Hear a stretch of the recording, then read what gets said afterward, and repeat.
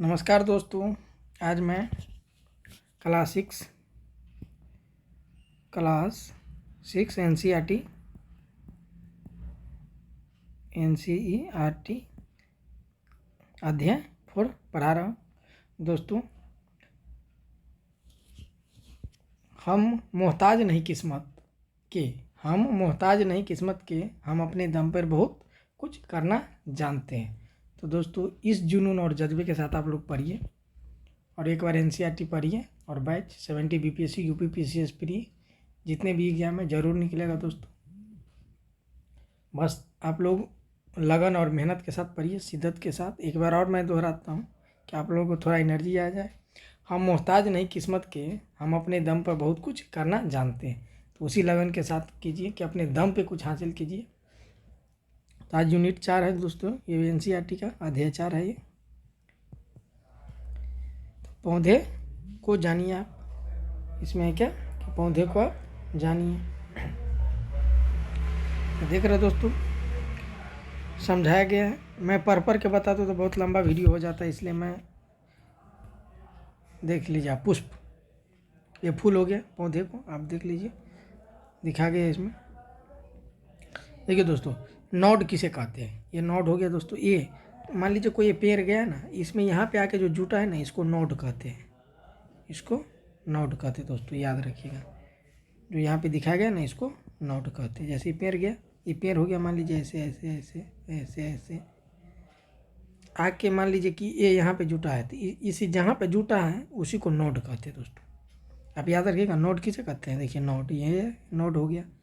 Inter node किसे कहते हैं? जो बीच का भाग हो गया, मान लीजिए कि एक ये हो गया, एक हो गया, ये बीच वाला जो भाग है ना, इसको इंटर नोड कहते हैं। बहुत कन्फ्यूजन होता है दोस्तों। 70 बीपीएससी का आती है, इन पर 70 बीपीएससी का आती है, एकदम फेवरेट क्वेश्चन है दोस्तों। एकदम बहुत क्वेश्चन यहाँ से बनता है। 70 बीपीएससी यूपी पीसीएस।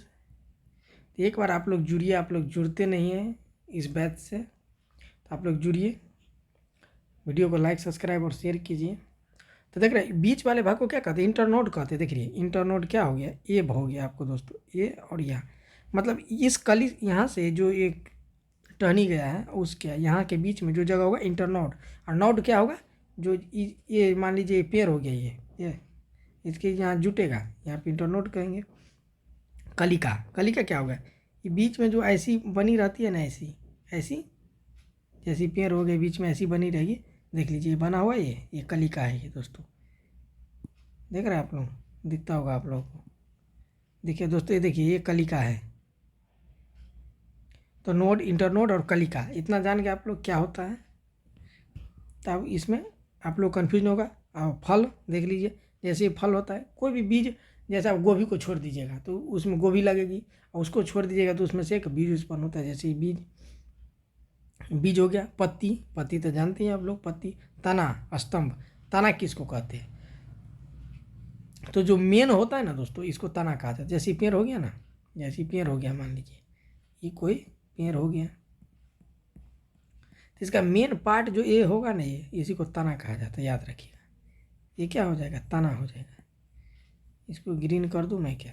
पेड़ है तो देखिए, ये तना हो जाएगा दोस्तों। ये तना काला है, तो ये तना हो जाएगा। तो तना हो गया। पत्ती, पुष्प देख लीजिए, फूल हो गया, ये पुष्प हो गया। तो आप लगभग देखिए, प्राथमिक मूल और द्वितीयक मूल क्या होता है, तो ये भी आपको देखिए, द्वितीयक मूल, प्राथमिक मूल और द्वितीयक मूल। तो प्राथमिक में क्या हो गया? देखिए, जो इसको मेन स्तंभ रहेगा ना, जैसे कोई पौधा हो गया, ये मोटा सा, मान लीजिए इतना बड़ा। एक सेकेंड, आपको मैं मान लीजिए कोई मोटा सा ही पेड़ हो गया, ये मोटू सा कोई एक पेड़ हो गया, तो इसको प्राथमिक मूल किसको कहिएगा? जो यहाँ पे रहेगा ना, मोटा सा, ये पूरे प्राथमिक मूल। तो प्राथमिक मूल यहाँ पे हो जाएगा, जो मोटा सा भाई। और द्वितीयक मूल जो इसमें से निकला रहेगा, जैसे ऐसे सन जैसा निकला रहता है, ये ऐसे देखिएगा। कोई आप देखे गाँव में आप जाइएगा तो देखिएगा कि कोई पेड़ को आप उखाड़िएगा ना, तो उसमें पतला पतला झिल्ली सा सिरौर, जिसको सिरौर कहिएगा, तो उसी को द्वितीयक मूल का। देख रहा है, इसमें आपको दिखाया भी गया ऐसे करके, रो करके। प्राथमिक मूल क्या होगा? ये बीज जो मोटा स्तंभ होगा, वो प्राथमिक मूल होगा। और जो सिरौट टाइप का उसमें से प्राथमिक मूल में से निकला हुआ रहता है, तो जैसे प्राथमिक मूल हुआ ना, तो ऐसे ऐसे यही तो मिट्टी को पकड़ के रखता है। यही तो मिट्टी को, मतलब ये इधर इधर छितरायल रहता है, ऐसे ऐसे छितरायल रहता है, तो यही तो मिट्टी को पकड़ के रखता है ये।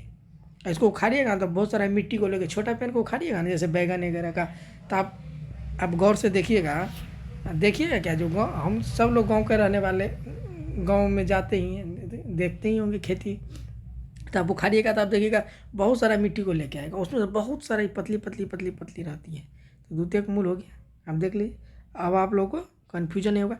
इसी ये बीज जब होगा दोस्तों सूख जाएगा, तो इसी में से बीज निकल आता है। तो देख लीजिए आप लोग, नोड क्या होता है, इंटरनोड क्या होता है, समझ गए। उसके बाद कलिका क्या होती है, तो इसको कलिका कहते हैं, जो बीच में ऐसी हो रहती है, ये किसको कलिका कहते हैं। पत्ती, तब जानेंगे, तना जान गए आप, ये तना जो बीच वाला ये रहेगा, ये तना रहेगा मेन। फल तो आप जान गए, पुष्प तो जान ही गए। शाक, झाड़ी एवं वृक्ष, तो देख लीजिए बराबर होता है जो आपसे अधिक लंबे हो, कोमल और कठोर, धीरे धीरे एक से और टूटने नहीं, लंबे पौधे को तने मोटाई मापने का प्रयास करें। देख लीजिए आप लोग, देख लीजिए जैसे टमाटर छोटा होता है उसका, हरा कोमल, ये सब देख लीजिए। अब देख लीजिए शाक और झाड़ी वृक्ष चित्र में दर्शाया गया। शाक और झाड़ी के वृक्ष में क्या अंतर है, समझ गए। शाक और झाड़ी में तो देखिए, शाक और झाड़ी और वृक्ष में तो आपको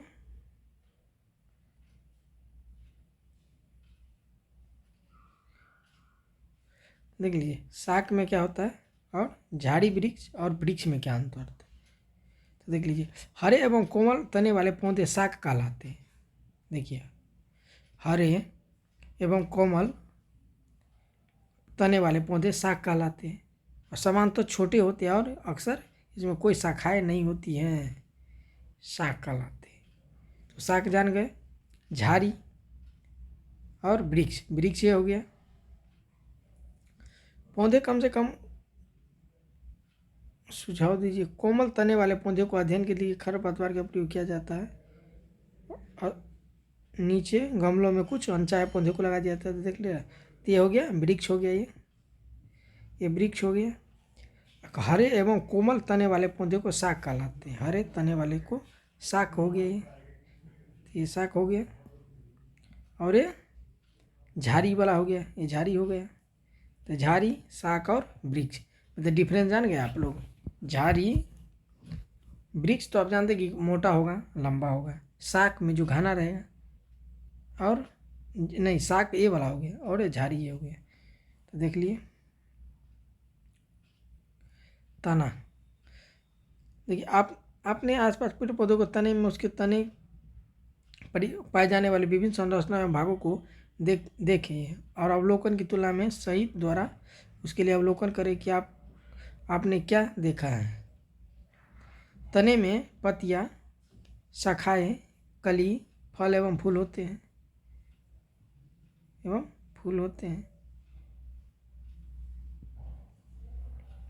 देख लीजिए। तना क्या कार्य होता है, तना का क्या कार्य होता है, देख लीजिए दोस्तों, दिखा गया है।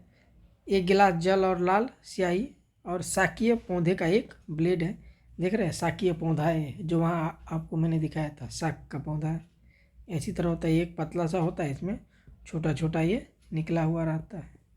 तो ये जैसे कमल वगैरह मान लीजिए, शाकीय पौधा। जैसे गमला गिलास में कहीं भी आप लगा सकते हैं, छोटे पौधे हो तो उसको शाकीय पौधा में आ जाता है। देख रहे हैं क्या, शाक के कुछ भाग लाल नज़र आते हैं, देख लीजिए। देखिए, विस्पर्णी लता, आरोही लता। तो विस्पर्णी लता मतलब जानते हैं दोस्तों, विस्पर्णी लता क्या होता है। इसमें देखिए, कमज़ोर तने वाले पौधे सीधे खड़े नहीं हो सकते हैं। जो कमज़ोर पौधे वाले तना होते हैं वो सीधे नहीं खड़े हो सकते हैं।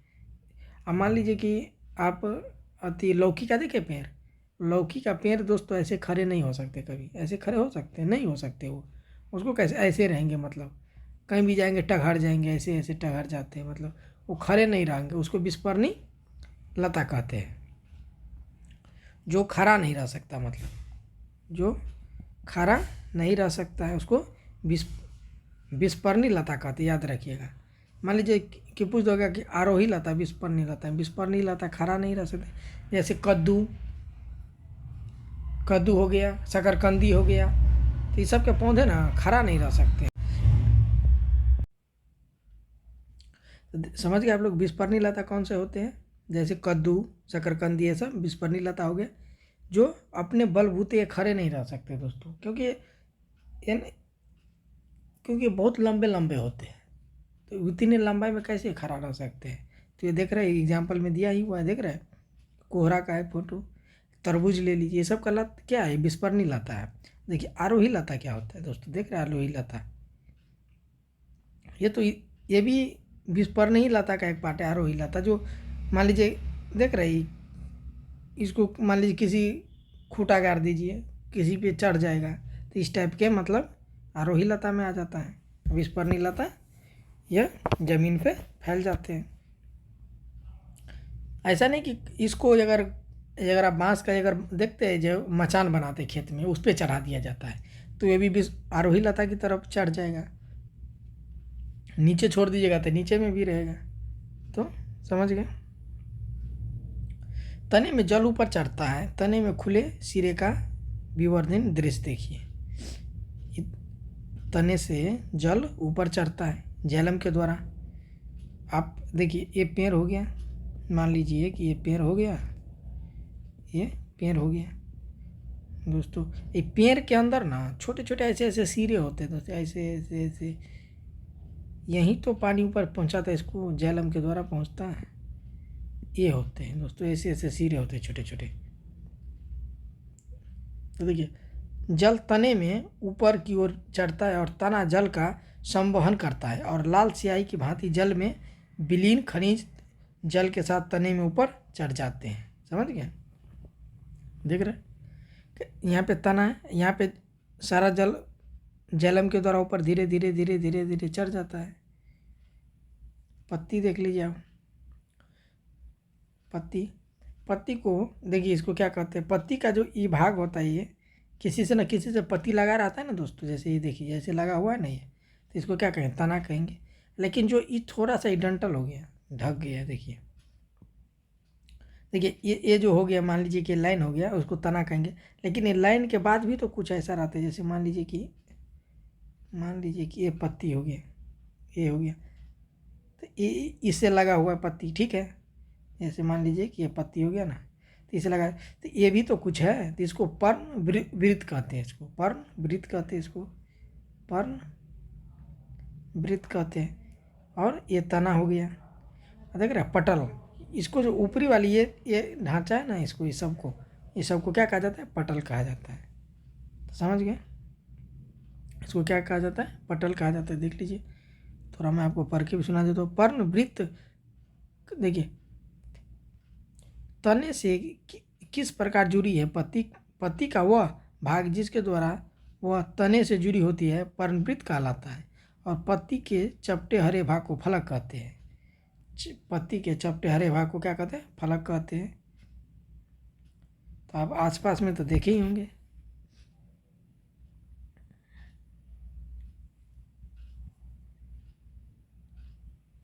देखिए शीरा विन्यास क्या होता है, और जालिका रूपी कहलाता है। क्या कहलाता है? ये देखिए, पत्ती के इन रेखांकित संरचनाओं को शीरा कहते हैं। क्या आपने पत्ती के माध्यम से एक मोटी शीरा दिखाई है?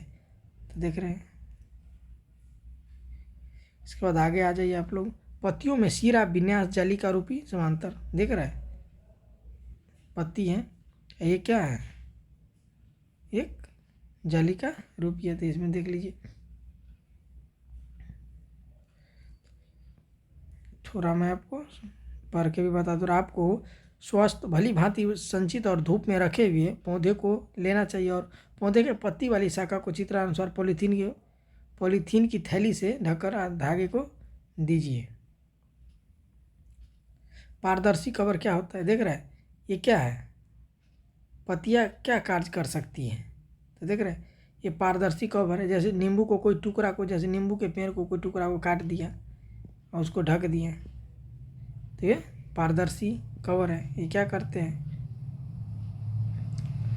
तो देखिए, जल की यह बूंदें पत्ती से जल वाष्प के रूप में निकलती हैं और क्रिया को वाष्प उत्सर्जन करते हैं। इस प्रक्रम को द्वारा पौधे बड़ी मात्रा में जल को वायुमंडल में छोड़ते हैं। सही बात है।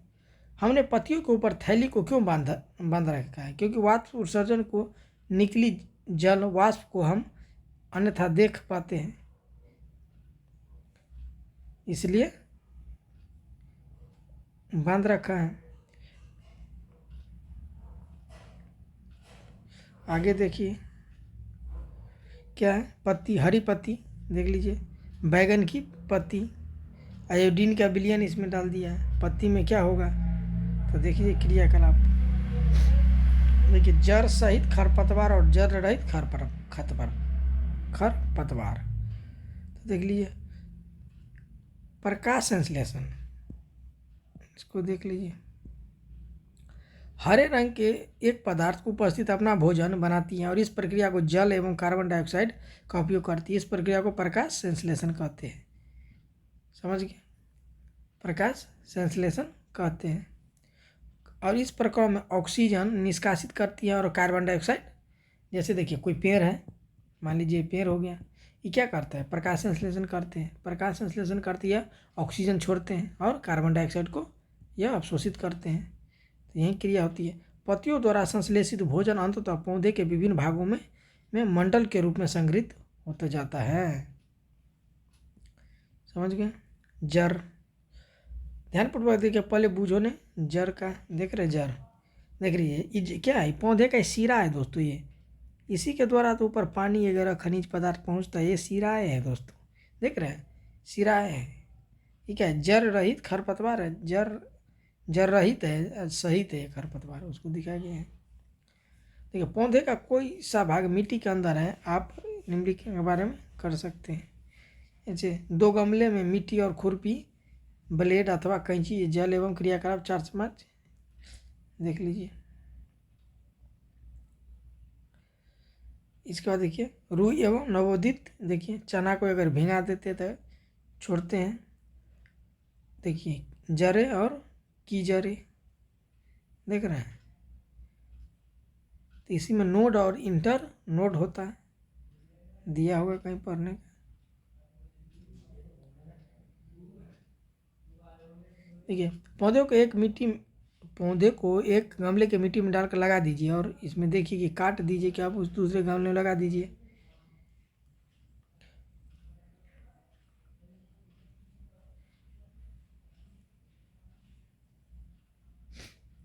मूसला जड़ और रेशेदार जड़, देखिए रेशेदार जड़ इसमें ज़्यादा है और ये मूसला जड़ है। मतलब मूसला में से एगो सिरा निकलता है, जो एक ऐसी रहेगी, इसमें से छोटा निकल जाता है। रेशेदार जड़ जो बहुत सारा झिल्ली इसमें निकलेगा, बहुत सारा की मात्रा में, उसको रेशेदार जड़ कहते हैं। जड़ के प्रकार एवं पत्तियों के सिरा विन्यास में देख लीजिए। देखिए मूसला जड़ कहते हैं, देखिए जिन पौधों के जड़ें कि इस तरह की होती है, उनके मुख्य जड़ों को मूसला जड़ कहता था, छोटी जड़ों को पार्श्व जड़ कहते हैं। जिन पौधों की जड़ें समान है उनको मुख्य जड़ नहीं होती है। सभी जड़ें एक समान दिखाई देती है, इन्हें झकरा जड़ या रेशेदार जड़ कहते हैं।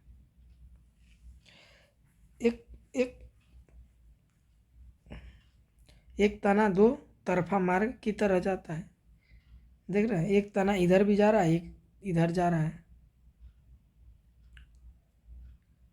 देखिए हमने देखा है कि जड़ें मिट्टी से जल का अवशोषित करती है तथा तना जल, खनिज और पत्ती एवं पौधे को अन्य भागों तक पहुंचाती है। सही बात है। पत्तियां भोजन संश्लेषित करती है दोस्तों, पत्तियों से भोजन बनाती है और वही भोजन जो पेड़ होते हैं उसके विभिन्न अंगों में या पूरे पेड़ के उसको शरीर में पहुंचाता है। भोजन तने से होकर पौधे के विभिन्न भागों में संग्रहित हो जाता है। इस प्रकार की कुछ जड़ें जैसे कि गाजर, मूली, शकरकंद, शलजम एवं टेपियोका आदि को हम खाते हैं। हम पौधे के अन्य भागों को भी खाते हैं जहाँ भोजन भंडारित रहता है।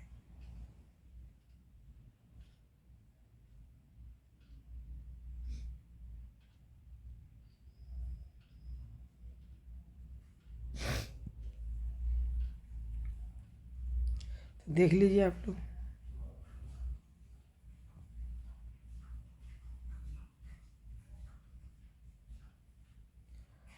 पुष्प को देखिए आप, गुलाब के पौधे को देख लीजिए आप, चित्र में दर्शाया गया है, देख लीजिए आप। गुलाब पत्ती विहीन पौधा, पत्ती सहित पौधा, देख लीजिए, पत्ती विहीन पौधा है, पत्ती और फूल सहित पौधा है। क्या जैसे घास, गेहूँ, मक्का, आम अथवा अमरूद के पुष्प को भी देखें, क्या चटकीले हैं? अवक्सा एक पुष्प कलिका में देख लीजिए आप, जैसे कि धतूरा, गुड़हल, गुलाब, सरसों, बैगन, भिंडी, गुलमोहर, मतलब जितने भी हैं ध्यानपूर्वक अवलोकन करें। देखिए बरहा दलपुज क्या होता है, मैं मेन चीज़ बता दे रहा हूँ आपको, क्योंकि वीडियो लंबा हो जाता है, मैं सारा कुछ बताने लगूँ ना। देखिए जो पाखुरी किसे कहते हैं, देख रहे हैं आप, पाखुरी जो फूल होती है ना, जैसे मैं इसलिए ये हुआ, ऐसे हुआ, जैसे गुलाब का बना दिया ऐसे ऐसे, तो इसको जो एक एक रहती है ना पत्ती, जो गुलाब का आप तोड़िएगा उसी को पाखुरी कहा जाता है दोस्तों, पंखुड़िया। बरहा तलपुज क्या होता है दोस्तों, ये बीपीएससी में किस में 66 बीपीएससी में पूछा हुआ था। बाह्य दलपुज कौन सा होता है? पुष्प कलिका एवं पुष्प। देखिए बाह्य दलपुज क्या होता है, ये है जो हरा वाला, जैसे मान लीजिए कि यहाँ पे मैं दिखा दे रहा हूँ, ये फूल हो गया ना, इसको जो कवर करने वाला जो रहता है ना साइड साइड से, मान लीजिए कि ये कवर है, ये कवर हुआ, ये कवर हुआ, ये कवर हुआ, यही बाह्य दलपुज है दोस्तों, याद रखिएगा। जो बाहरी से कवर करता है ना जो फूल को, उसको यही बाह्य दलपुज है। देख रहे बाह्य दलपुज है ये। पंखुड़िया क्या हो गई, ये जो इस पत्ती को तोड़िएगा ना, जैसे पूरे खिल जाएगा तो एक एक टूट जाएगा, इसको पंखुड़िया कहा जाता है, याद रखिएगा। देखते हैं खिले हुए पुष्प का प्रमुख भाग कौन सा होता है, यह पंखुड़िया है। और पुष्पों के पंखुड़ियाँ अलग अलग रंगों की होती हैं, स्वाभाविक सी बात है।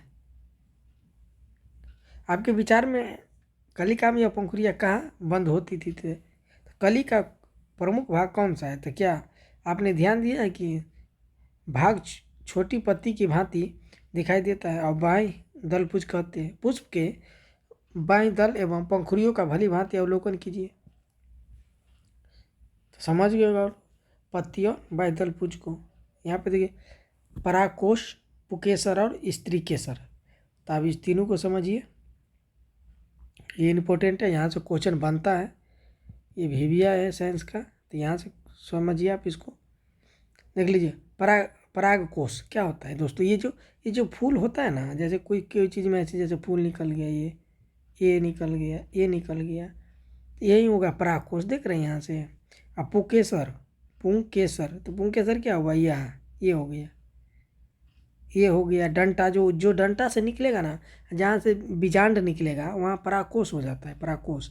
और जो डंटा रहेगा वो पुंकेसर हो जाता है। स्त्री केसर कहाँ था, नीचे में होता है, यहाँ पे दोस्तों स्त्री केसर यहीं पर होता है, पुष्प के भाग है ये। स्त्री केसर यहीं पे रहेगा, यहीं से मान लीजिए कोई भंवरा आता है, कुछ गिरता है, यहाँ पे आ जाता है तो फर्टिलाइजेशन हो जाता है। देखिए क्या पुंकेसर के दोनों भागों को पहचान कर सकते हैं, और पुष्प में पुंकेसर की संख्या ज्ञात कीजिए। पुंकेसर और चित्र में बनाया उसे और नामांकित कीजिए। देखिए पुष्प के केंद्र में स्थित भाग को स्त्री केसर कहते हैं। यदि आप इसे पूरी तरह से नहीं देख पा सकते हैं तो पुंकेसर हटा दीजिए। देखिए आप अच्छा से दिखाई, देखिए तंतु, मान लीजिए कि डंटा हो गया, डंठल है। अब परागकोश क्या होता है दोस्तों, देखिए ये परागकोश है, यहाँ से मतलब बीज की उत्पत्ति हो रही है, तो इसी को परागकोश कहेंगे। यहाँ के बाद देख रहे हैं, यहाँ के बाद, यहाँ के बाद, यहाँ के बाद पुंकेसर के भाग है, ये परागकोश है ये दोस्तों, ये समझ गए। यहाँ देखिए वर्तिकाग्र, वर्तिका और अंडाशय, दोस्तों ये अंडाशय हो गया भाग है ये, और वर्तिकाग्र ये यहाँ पे रहता है, और वर्तिकाग्र जो ये ऐसी पैप जाएगी मान लीजिए तो ये वर्तिकाग्र हो जाता है। इसका जो ऊपरी वाला भाग रहेगा वो वर्तिकाग्र हो जाएगा। अंडाशय यहाँ पे रहता है इसका, देख लीजिए यहाँ से पूरा दिखा देगा, ये बीजांड होता है, यहीं पे तो आ जाता है। मान लीजिए कोई बैठा है यहाँ पे, उसको निषेचित हो जाता है, फर्टिलाइजेशन हो जाता है। देखिए बीजांड यहाँ रहता है, यहाँ रहता है, पूरे दिखाया गया है अंडाशय की संरचना। देखिए बुलेट से काट के भी दिखाया गया। तो देखिए अंडाशय का कर्तन और अनुदैर्ध्य काट के अनुप्रस्थ। तो दोस्तों इस चैप्टर में इतना ही था इम्पोर्टेंट जो मैंने आपको बताया। तो वीडियो अच्छा लगे आप लोगों को तो लाइक, सब्सक्राइब और शेयर कीजिए, SK स्टडी चैनल को सब्सक्राइब कीजिए। आप लोग जुड़िए ज़्यादा से ज़्यादा और कुछ करने की तमन्ना रखिए और जोश खरोश के साथ 70 BPSC में लगिए और इस बार एक पोस्ट हासिल कीजिए।